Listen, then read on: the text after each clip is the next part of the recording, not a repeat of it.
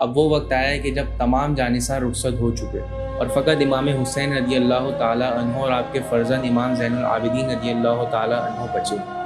جو کہ بہت بیمار اور کمزور ہو چکے تھے۔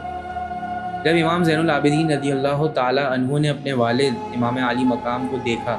تو آپ نے اپنے دست مبارک میں نیزہ تھاما اور میدان جنگ میں جانے کا ارادہ فرمایا، لیکن آپ بیماری اور سفر کی وجہ سے اور ریگستان میں موجود گرمی کی وجہ سے 3 دن سے بھوک اور پیاس کی شدت کی وجہ سے اس قدر کمزور ہو چکے تھے کہ جب آپ نے میدان جنگ میں جانے کے لیے قدم بڑھایا تو آپ کا جسم مبارک لرزنے لگا، لیکن اس کے باوجود آپ کی مردانگی پر لاکھوں سلام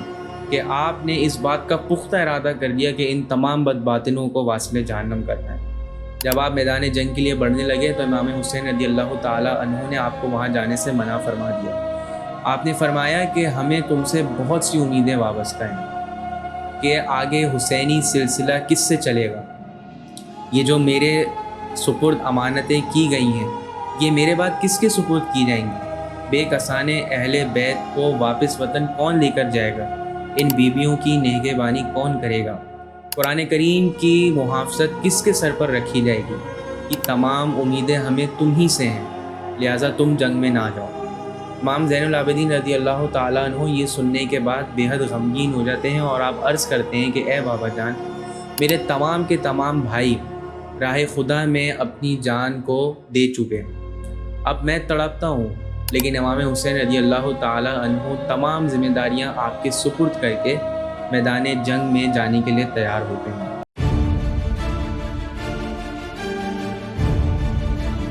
امام حسین رضی اللہ تعالیٰ عنہ اب جنگی لباس کو زیبتاً فرمانا شروع کرتے ہیں اور اہل خیمہ اس چیز کو دیکھ رہے ہوتے ہیں کہ جس میں آپ کی ازواج، آپ کی بیٹی اور آپ کی تمام بہنیں بھی موجود ہوتی ہیں۔ بیٹی اپنے والد کو، بہنیں اپنے بھائی کو اور ازواج اپنے شوہر کو، وہ یہ دیکھ رہے ہوتے ہیں کہ کس طرح ہمارے امام اب ہم سے ایک طویل عرصے کے لیے رخصت ہونے جا رہے ہیں، لیکن اس کے باوجود وہ ایک پل کے لیے بھی نہیں ڈگمگاتے، کیونکہ ان کا اللہ تبارک و تعالیٰ کے اوپر بہت ہی کامل اور پختہ یقین ہوتا ہے۔ امام حسین رضی اللہ تعالیٰ عنہ میدان جنگ میں جانے کے لیے تیار ہوتے ہیں اور آپ باہر نکلتے ہیں۔ باہر نکلنے کے بعد آپ ایک بہترین خطبہ ارشاد فرماتے ہیں۔ آپ فرماتے ہیں کہ اے قوم، خدا تعالیٰ سے ڈرو، جان لینا اور دینا سب اسی کے دست قدرت ہے۔ اگر تم اللہ تبارک و تعالیٰ پر ایمان رکھتے ہو، سید کونین صلی اللہ علیہ وسلم پر یقین رکھتے ہو، تو اس دن سے ڈرو کہ جو قیامت کے دن اعمال کے حساب و کتاب کے لیے قائم ہوگا۔ اس دن جب ہمارے گھر والے ہمارے ناحق خون کا تم سے بدلہ مانگیں گے، وہ تم سے حساب کریں گے، تو تم کیسے اس بات کا جواب دو گے؟ امام حسین رضی اللہ تعالیٰ عنہ کا یہ خطبہ سننے کے بعد بہت سے لوگ رو پڑے، کیونکہ وہ جانتے تھے کہ وہ ناحق لڑ رہے ہیں۔ اب امام حسین رضی اللہ تعالیٰ عنہ بھوک اور پیاس کی شدت میں گرم ریگستان میں 20,000 کی جماعت کے درمیان کھڑے ہیں۔ آپ ایک صدا بلند کرتے ہیں اور فرماتے ہیں کہ تم جو ارادہ رکھتے ہو اس کو پورا کرو اور ہم سے جس کو مقابلے کے لیے بھیجنا چاہتے ہو بھیجو۔ تو وہ جماعت کہ جس نے خاص لوگوں کو اس سخت گھڑی کے لیے چھپا کر رکھا ہوا تھا، اب وہ ان لوگوں کو سامنے لاتے ہیں۔ وہ بہت خاص قسم کے لوگ ہوتے ہیں جو کہ انتہائی بہادر اور طاقتور جنگجو ہوتے ہیں۔ ان میں سے ایک شخص بہت ہی ڈنگے مارتے ہوئے اور انتہائی غرور کے ساتھ امام حسین رضی اللہ تعالیٰ عنہ کے سامنے آتا ہے۔ وہ امام حسین رضی اللہ تعالیٰ عنہ کو دیکھ کر اپنی تلوار کھینچتا ہی ہے کہ امام علی مقام ایک وار کرتے ہیں اور اس کے جسم کے 2 ٹکڑے ہو جاتے ہیں۔ یہ لشکر اب یہ گمان کرتا ہے کہ چونکہ امام علی مقام بھوک اور پیاس کی شدت، گرمی کے باعث کمزور ہو چکے ہوں گے، لہٰذا ایک ایک کر کے ان کے مقابلے میں لوگوں کو بھیجتے جاؤ، کبھی تو ایسا وقت آئے گا کہ آپ کمزور پڑیں گے اور ہم آپ کو شہید کر دیں گے۔ لہٰذا یہی سوچ رکھتے ہوئے ایک شخص اور امام حسین رضی اللہ تعالیٰ عنہ کے سامنے جنگ کرنے کے لیے آتا ہے۔ وہ آنے سے پہلے ان سیاہ باطنوں کے درمیان اپنی عزت بنانے کے لیے، اپنا نام بنانے کے لیے ایک نعرہ بلند کرتا ہے۔ وہ اپنی تعریفوں کے ڈنگے مارتا پھرتا ہے۔ وہ کہتا ہے کہ عراق اور شام میں میری بہادری کے بہت قصے ہیں، جنگ میں لوگ میرے لوہے کو مانتے ہیں۔ امام حسین رضی اللہ تعالیٰ عنہ فرماتے ہیں کہ شاید تم مجھے جانتے نہیں ہو، وہ امام حسین رضی اللہ تعالیٰ عنہ کی خدمت میں آتا ہے اور وہ یہ سمجھتا ہے کہ شاید آپ بہت کمزور ہو چکے ہوں گے۔ وہ امام حسین رضی اللہ تعالیٰ عنہ کو دیکھ کر ایک وار کرتا ہے اور آپ اس کے وار سے بچ کر اس کی کمر پر ایسا وار کرتے ہیں کہ گویا کہ روایت میں ذکر ہوتا ہے کہ جیسے سبزی کو کاٹا جاتا ہے، اس طرح اس کے جسم کے ٹکڑے ٹکڑے ہو جاتے ہیں۔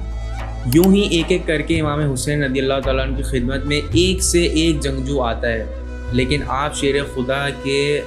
فرزند ہونے کا ثبوت ہر جگہ دے رہے ہوتے ہیں۔ آپ اللہ تبارک و تعالیٰ کی عطا سے ہر کسی کو اس طرح کاٹتے ہیں کہ کبھی تو آپ تلوار کا ایسا وار کرتے کہ اس کو سر سے لے کے زمین تک کاٹ دیتے، کسی کے سینے میں نیزہ اس طرح مارتے کہ وہ آر پار ہو جاتا، کسی کے جسم کے ٹکڑے ٹکڑے کر جاتے۔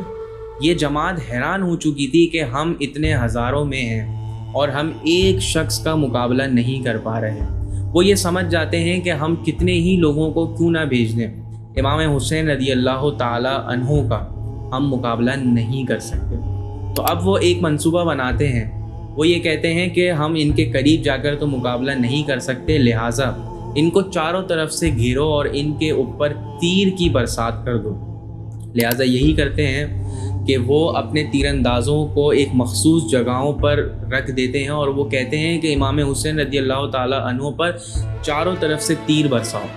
امام حسین رضی اللہ تعالیٰ عنہ اپنے گھوڑے کو بھگاتے ہیں، لیکن چونکہ گھوڑا اس قدر زخمی ہو چکا ہوتا ہے کہ وہ ایک جگہ تھم جاتا ہے اور مجبوراً امام حسین رضی اللہ تعالیٰ عنہ کو اس جگہ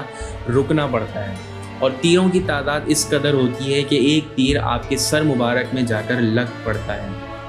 جس کے باعث امام حسین رضی اللہ تعالیٰ عنہ کو چکر آ جاتے ہیں اور آپ اپنے گھوڑے سے نیچے آ جاتے ہیں۔ امام حسین رضی اللہ تعالیٰ عنہ اسی حالت میں اللہ تبارک و تعالیٰ کی بارگاہ میں تشریف لے جاتے ہیں اور قیامت تک کے لیے حسینیت کو قائم فرما دیتے ہیں۔ اس کے بعد ان بدباطنوں کو سکون نہیں آیا، وہ امام حسین رضی اللہ تعالیٰ عنہ کے جسم میں اطہر کے قریب بڑھتے ہیں، لیکن چونکہ آپ کی ہیبت اتنی ہوتی ہے کہ کوئی آپ کے قریب آنے کو تیار نہیں ہوتا۔